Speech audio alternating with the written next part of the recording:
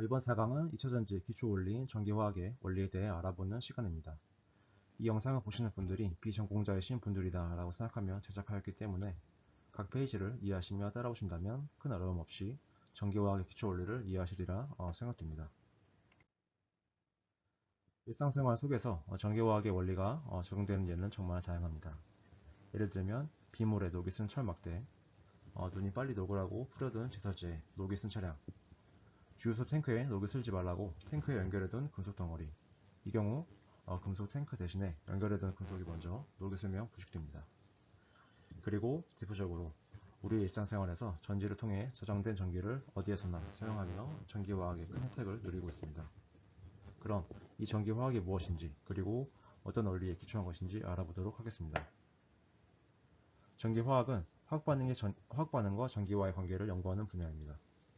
다시 말해서 어떠한 화학 반응이 발생하였는데 전기가 발생하였고 이 원인을 파악하고자 하기 위해서는 전기화학의 원리를 알아야 하는 것입니다. 이 전기화학의 가장 핵심적인 화학 반응이 있습니다. 바로 선화 환원 반응입니다. 자바적으로 전기가 발생하는 기초 원리입니다.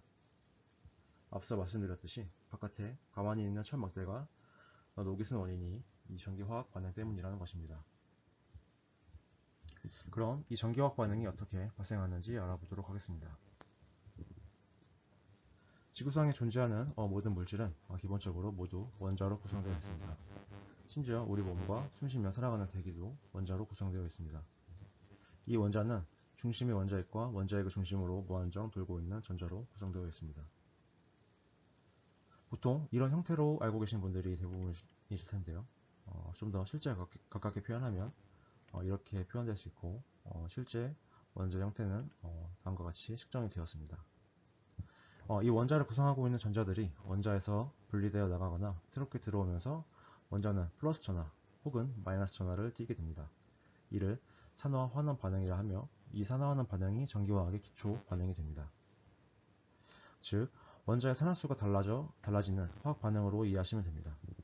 그림을 통해 더욱 쉽게 이해시켜 드리도록 하겠습니다. 정기적으로 중성인 구리 원자, 즉 산화수가 0인 구리 원자에서 전자 2개가 빠져나갔습니다. 그러면 전자 2개가 빠져나간 만큼 전하를 갖는 구리 양전하가 됩니다.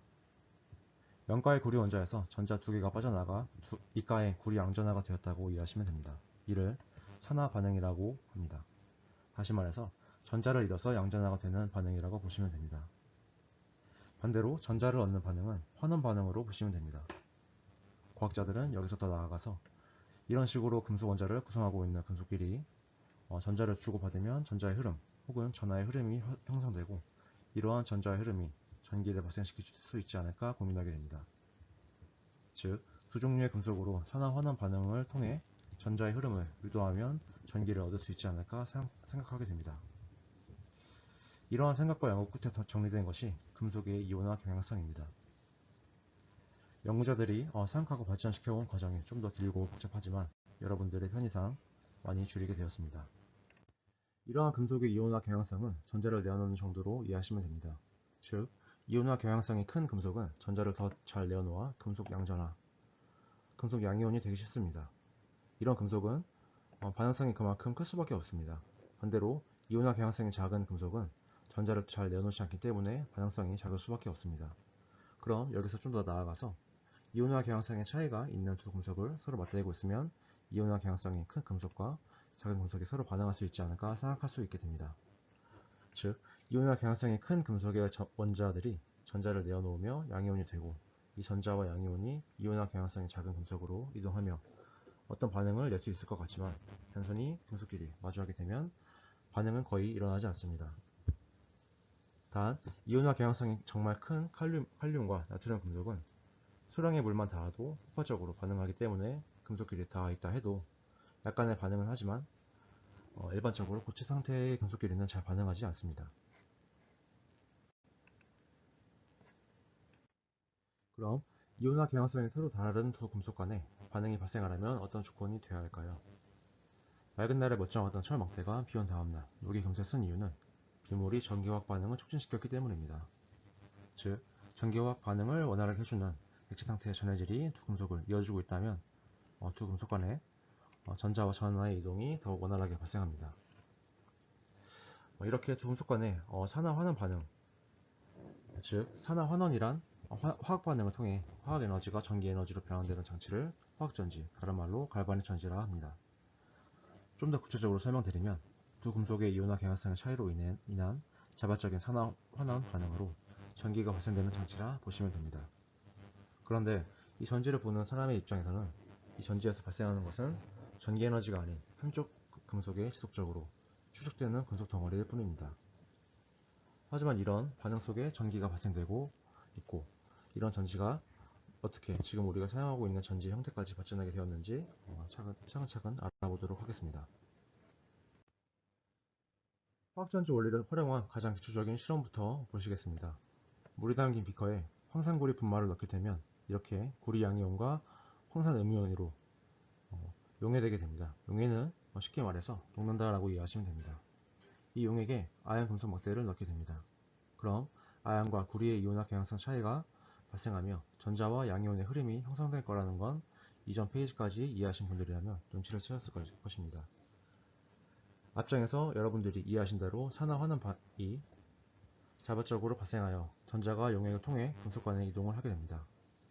실제로도 거품이 약하게 발생하게 하면서 어떤 반응이 진행 중이다라는 걸 확인할 수 있게 됩니다. 전자를 더 잘 내어놓는 아연 금속이 전자를 상대적으로 잘 받는 구리 금속에게 전자를 내어주는 산화 반응이 일어나게 됩니다. 반대로 구리 양이온은 전자를 더 잘 받기 때문에 환원 반응이 발생하게 됩니다. 다시 말해서 물 속에 존재하였던 구리 양이온이 아연 금속으로부터 전자를 받아 아연 금속의 표면에 속출이 되게 됩니다. 단, 이 반응은 상당히 빠르게 발생하는 반응이고 두 물질이 산화 환원 반응으로 전자의 이동이 있어도 매우 밀접하게 붙어있기 때문에 전자의 흐름, 즉 전류의 생성을 유도하기가 어렵습니다. 즉 전기가 발생되긴 하지만 찰나의 순간에 그친다는 말이 되겠죠. 아연 금속 막대와 황화구리 용액 사이에서 일어나는 전기화학 반응을 수식으로 간단하게 정리를 해볼 수가 있습니다. 용액 중에 양이온의 상태로 있던 구리 이가 이 양이온이 전자 두 개를 받는 환원 반응은 이렇게 수식화될 수 있습니다. 금속 막대에 존재하는 아연 원자에서 전자 두 개를 구리 양이온에게 내어주고 아연 이가의 양이온이 되는 산화 반응은 다음과 같이 수식화될 수 있습니다. 이 두 반응은 종합하여서 이렇게 표현하는 것이 갈바닉 전지에서 발생하는 가장 기본적인 반응식입니다. 전기화학을 연구하는 과학자들은 금속 간의 거리를 좀 더 늘어뜨려서 전기화학 반응으로 발생되는 전자의 흐름을 유도해보는 실험을 하게 되었습니다. 전자의 흐름이 유도된다는 것은 그 반대 방향으로 전류의 흐름이 형성되는 것이기 때문에 전기가 자발적으로 발생한다는 의미입니다. 그림을 보시면 아연금속 막대와 구리금속 코일을 각각 물과 황화구리 용액에 담가 두었습니다. 두 금속이 떨어져 있어도 전자가 이동할 수 있는 도선으로 연결되어 있다면 아연과 구리의 이온화 경향성 차이에 의한 산화환원 반응이 유도됩니다. 아연이 전자를 더 잘 내어주니 아연 금속에 있던 아연 원자에서 전자 두 개를 도선으로 흘려보냄과 동시에 아연 이가 양이온으로 용액에 용해되게 됩니다. 반대로 전자를 받는 쪽의 구리는 전자를 받아 용액 속에 존재하는 구리 이가 양이온과 구리 금속 표면에 구리 원자로 환원되게 됩니다. 단, 이 반응이 계속 지속되지 않습니다. 용액에 용해될 수 있는 이온의 양과 반응할 수 있는 금속의 양이 한정적이기 때문입니다. 즉, 아연 금속은 용액에 잠겨있는 부분이 아연만 반응하여서 전자를 제공할 수 있습니다. 그리고 아연 금속이 아무리 전자를 많이 제공한다고 해도 구리 금속이 담긴 용액의 양이온이 모두 소진된다면 반응은 일어나지 못합니다. 이러한 문제를 해결하기 위해서 연구자들은 해결 방안을 마련하게 됩니다. 왼쪽의 그림은 어느 정도 전기화학 반응이 충분히 진행되어서 아연 금속 용액에는 아연 양이온이 가득하고 구리 금속이 담긴 용액에는 양이온이 거의 존재하지 않는, 반응이 거의 진행되지 못하는 상태입니다. 이러한 문제는 축적된 이온을 제거함으로 해결될 수 있습니다. 바로 이온이 서로 이동할 수 있는 염다리를 두 용액 사이에 설치함으로써 해결될 수 있습니다. 이 염다리 안에는 NaNO3, 질산 나트륨 용액이 반주기 형태로 존재하여서 나트륨 양이온과 질산 음이온이 존재합니다. 나트륨 양이온은 구리금속 용액으로 이동하고 질산 음이온은 아연금속 용액으로 이동하여서 전기와 반응을 지속할 수 있게 해줍니다.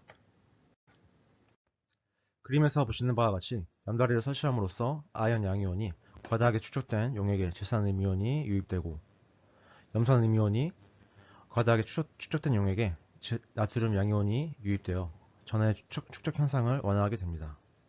이로써 전기화 반응이 오랫동안 일어날 수 있는 완전한 회로가 형성되게 됩니다. 이러한 회로의 형태가 가장 기초적인 화학전지, 갈바닉 전지의 형태입니다. 이 전지 시스템에서의 반응을 이해하시면 거의 모든 종류의 전지의 반응을 이해하실 수 있다고 보시면 됩니다. 이러한 갈바닉 전지의 구성 요소들은 총 5가지입니다. 각 금속을 전극이라고 하고요. 산화 반응이 발생하는 아연 전극을 양극, 환원 반응이 발생하는 구리 전극을 음극이라고 합니다.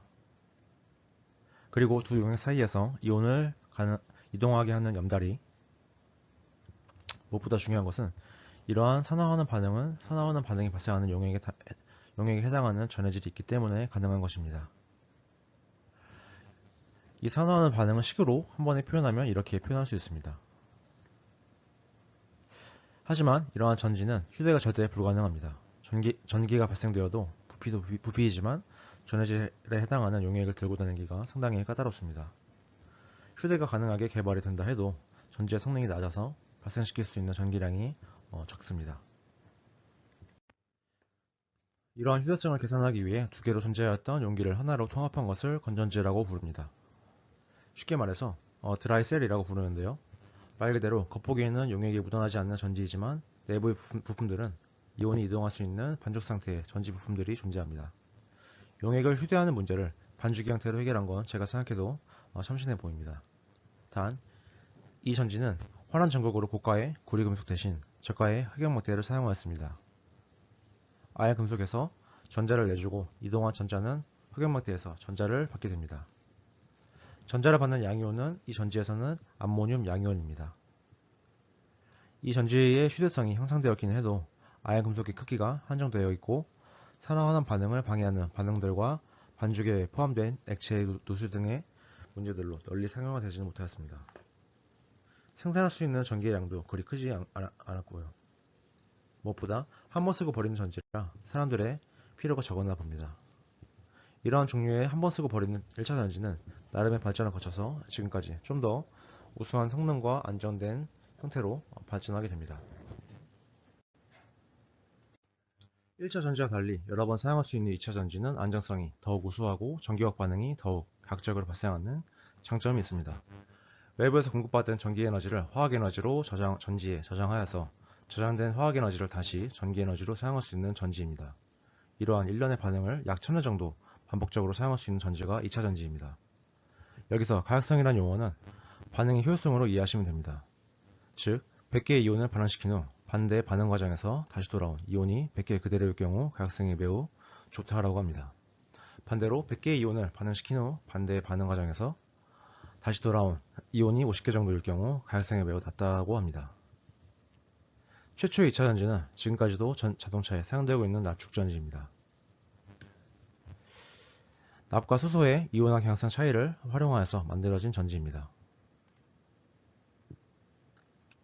그 다음으로 개발된 2차 전지는 니켈 카드뮴 전지, 니켈 메탈 수소 전지입니다.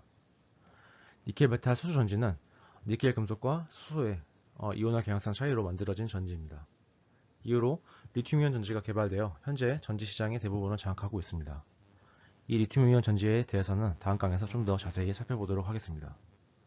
여기까지 전지의 기초가 되는 전기화학 핵심 이론, 기초적인 전지의 형태에 대해서 알아보았습니다. 다음 시간부터는 2차 전지에 대해 본격적으로 알아보는 시간을 갖겠습니다. 수고하셨습니다.